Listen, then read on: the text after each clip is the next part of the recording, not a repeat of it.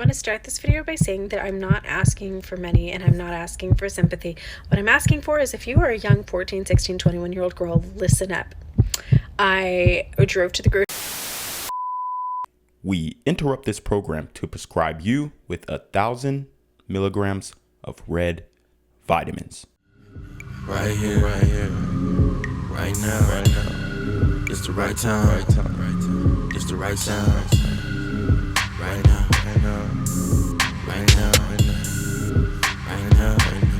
Tell the whole pipe down. Tell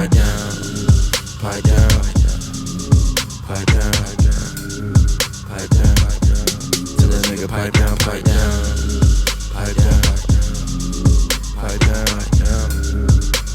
What's good, Shadow Realm? It's your boy Reclaim Your Throne coming at you with another crazy video. But first, my goal is to get to 10,000 subscribers by the end of the month. So make sure you go ahead and like, comment, share, subscribe. And you already know, Reclaim Your Throne. Low key, but I'm just a thing glory. Whoa, that's why you're always in my memories. Look, times have changed. I used to live in the council flats where nobody had my back. 2 weeks I had no heat and we're suffering and we don't have gas. Countless nights where I've got no sleep. I used to look at the latest fashion. I couldn't get my hands on them. It's peak. Man, I had to make it happen. Low. Yo, so as you guys can see, the Thug Max is absolutely working in the UK, okay? But bro, straight up is Thug Max in the UK with a snow bunny. And she's asking her friends, because she is on a Tinder date, and Buddy asked to Netflix and chill, and she wanted to smash. We know what Netflix and chill means. But bro just started rapping.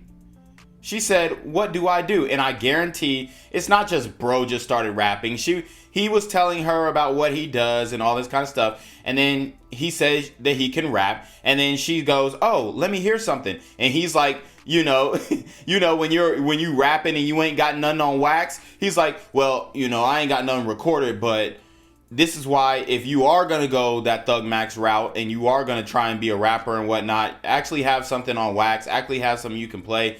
I'm not saying you can't perform if you're really talented, but this ain't it." Because now she making a fool of you. Like I said before, modern women love embarrassing men on social media. And this is a trend that is continuing to happen. And it's not going to stop unless you guys take the power away and stop giving them the ammo to embarrass yourself on social media. So I guarantee this is how it went. She said, "Oh, you rap, da-da-da. Well, let me hear something." And then he's like, "Oh, well, I don't got nothing recorded." And then she's like, "Oh, well, what, do you have anything written?" And then he's like, "Oh, yeah, well, I can do this song. I got this song da-da-da that I'm about to take to the studio, bruv. You know what I'm saying? I'm about to take to the studio, bruv." So he's about, with the mandem, I'm about to go take it to the studio.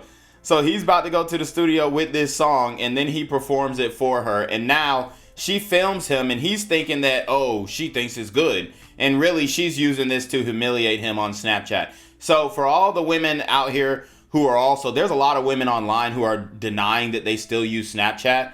Snapchat is very real, and it's here to stay in 2024. It has millions of users.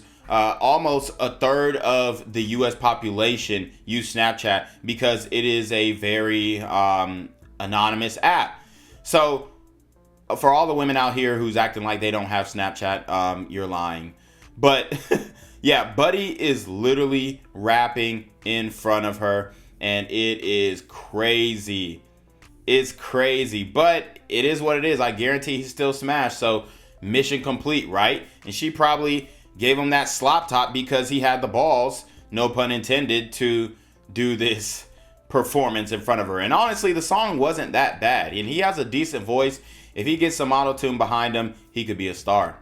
I live and work in Spain, making roughly 1,000 euros a month, which in America is nothing, but in Spain is more than enough to live. I only work 16 hours a week, and I'm able to afford a super nice apartment in the city center of Madrid. Food costs me 20 euros a week. My electric bill is like 30 euros a month. Wow. I don't have to worry about gas or a car payment or insurance because the public transportation system is so world class that you don't even need a car at all. Madrid is like the New York of Spain, except if you were living in the city center of New York, you'd have to be making literally at least $5,000 a month, and that's extremely lowballing it. Just their way of life in general, like, is so much more relaxed and just taking time to enjoy life rather than just working constantly. They literally have a siesta in the middle of the day where they take 3 hours to go nap or go to a coffee shop to hang out with friends. Like, the American mind cannot fathom. It's just crazy to me because, like, you've been told growing up your whole life that America is the best country in the world. That's just so far from the truth. And it's, like, very obvious how much worse it is now that I've gotten out. Woo! Wow. Now, this is a woman who became a passport 304, but, you know, I'm not saying she's a 304. I'm just, you know, that's just the saying. But this is a passport bro or passport girl or whatever you want to call it, passport queen. And she has left the United States in search of a better life. But notice how nobody's shaming her for leaving the States. Nobody is ridiculing her for leaving the States. Why? Because the reality is nobody really cares if she starts to expound upon her dating life, and nobody's going to care that she is out in Spain and we know that she's dating, because we know, I'm not saying she's a baddie, but I mean, she's pretty cute. She has some great features, and she's not going 6 months without the D. And she's in a more relaxed city where it's not really that big if you have romances and flings and love affairs. Like, that's really what the city of Spain is about. So nobody's really shaming her for doing that. But when a man says, oh, well, I moved out the country and, you know, everything's so much better, even dating so much better, he just so happens to mention dating, then you become a sex tourist and all this kind of stuff. So, I mean, it's crazy. She's really talking about the cost of living, but I guarantee that she is not turning off her dating life when going there. So, shout out to her for getting out of the matrix. I respect it a lot. And the fact that she's so young and learning that there are other ways to get the bang for your buck in this world. It's a big world. And you know, it's awesome that she is able to experience this. So shout out to her. But I just want to make sure that we all understand that nobody is really shaming her for becoming a passport 304, but the men get all the shame. But I advise you guys to get your passports and date IR, date outside the country, and see exactly what fits best for you, because it's going to be life-changing, I promise you. All right, guys, so this video is a little longer, so I'm going to have to jump in when she's talking. But apparently we have a woman who is saying that she built a business with her husband and everything was in his name and da-da-da-da-da. And then when they got divorced, he took everything. So she is explaining an L in a divorce. Now, I'm going to pick it apart, but let's listen up to what she's saying from a woman's perspective, taking an L in a divorce. I want to start this video by saying that I'm not asking for money and I'm not asking for sympathy. What I'm asking for is, if you are a young 14, 16, 21-year-old girl, listen up. I drove to the grocery store. I need to grab some milk and bread and a couple things, flipped open the bank app on my phone, and I've been sitting in my car crying ever since because I never have enough money. And why do I never have enough money? Because when I was a 19-year-old girl, I fell in love. My Mormon faith told me that I was supposed to be a stay-at-home mom. I got married. I started having babies. I dropped out of college. I never had a career. My only jobs that I ever had in life were a waitress at the Olive Garden and managing a pretzel maker in a mall. All right, so once she says Mormon, I understand. And shout out to all the Mormons out there. I'm not trying to be insulting, but look, let's keep it a buck. Their lifestyle is extreme, okay? It's damn near likened to a cult in a lot of places. A lot of the people leaving these Mormon communities, they don't have really nice things to say about it. And I'm just going to leave it at that. I don't want to disrespect nobody because I want to be able to go to Utah and be fine, okay? So, And trust me, I'm gonna check in with y'all. I'm gonna check in for sure. But she basically went through the Mormon system and got finessed. But what she's calling a finesse is her not being able to work and her having to be a mother, a stay-at-home mom, which it sounds like she had it made. She could have done whatever she wanted with her time at home. And depending on how old her kids are, then that's really going to be the determining factor as to what she really can and cannot do. But it's 2024. It's not like you can't find other ways to make money without going and working a job. Oh, my first couple years of marriage, I decided that I wanted to be an entrepreneur, so I bought a windshield business. I was 20. And my Mormon stake president reminded me that women weren't supposed to work, so I quit my own business, handed it over to my husband, took my name off of it. I would work our family business throughout the next 24 years of my marriage, but I never got paid. I didn't have a salary. My name wasn't on it. I literally worked for room and board. Ooh, yeah. Hey, the Mormon faith, they finessed her. And hey, I believe her. I 100% believe her. I mean, they finessed her straight up. That's just, I mean, I want to say it's not on you, but it is on you because you just got to do your research, baby. Like okay, yes, I believe, I have faith and all this kind of stuff, but also I'm not stupid. You dig? At that point, that's when you should have known, okay, I'm not signing nothing. I'm not signing nothing over. I get it. It was your husband. But that is wild. And now a lot of times these women will say, oh yeah, I started this business. And then in reality, the man started the business. He put up the money for it or something like that, which she says she didn't have money. So I'm assuming that, yes, he did fund the business. And then in that case, he would have equity in the business. You're just an employee. So the way that the business is structured obviously did not favor her. And that's why she feels like she was taken advantage of. Now, I don't know how much work she did in the business. She's saying that she did 24 years in the business and worked it up and built it up to where it is. And we don't have his word. We don't have nothing that he's saying. So it is what it is. But I don't know. I think there's three sides to every story. Her side, his side, and the truth. And the truth is somewhere in the middle. That's it. I would eventually also launch a custom home building company with my uncle as the architect and my friends as the builder, my designs, my realtor. But again, because okay, so I gotta stop her right here. The architect and the builder, okay, the designs, if you really designed it, yes. But saying your realtor, look, realtors work on a commission, okay? You can't just say, oh, you're my realtor. Realtors work for whoever's paying them. So if I got a house and I call your realtor and I say, hey, I'm selling a house too. Can you sell my house? They're going to take my house whether you like me or not. So you can't just claim a realtor, because if your husband got the money and he's the one buying houses and he's the one building them and he's the one funding these projects, then that's his realtor, because at the end of the day, he's signing those HUDs. my husband was the man. His name was on all of the projects. His name was on the business. I remember one of the last custom homes that I built, we sold it and made about a $260,000 profit.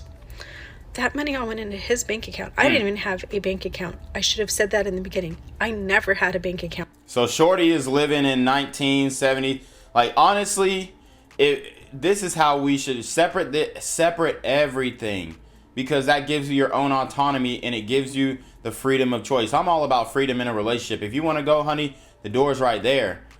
Give freedom of choice, okay? But, you know, she was in a Mormon setup, so I believe she got finessed. So, I mean, these things do happen, but it's so interesting when a woman takes a L in a divorce versus when a man takes an L in a divorce. There's way more sympathy for a woman when she's taking an L in divorce, but men take these L's in divorce all the time, where they actually build the business up, they actually build something, and then the woman divorces them. She ain't done nothing, and she's been living high off the hog. I'm talking about Louis Vuitton purses, red bottoms, AMGs, pulling up, and then she divorces them to go back to the streets, and then he's F for the rest of his life. He would give me little envelopes of cash to go grocery shopping with. Anyway, that house sells, the money goes in the bank. I just asked if I could buy myself a piano with the money. I had worked on building that house for 2 years. All of the money went into his bank account. Nothing was under my name. I got a piano, and I got a free house to live in, and I got groceries. So I found...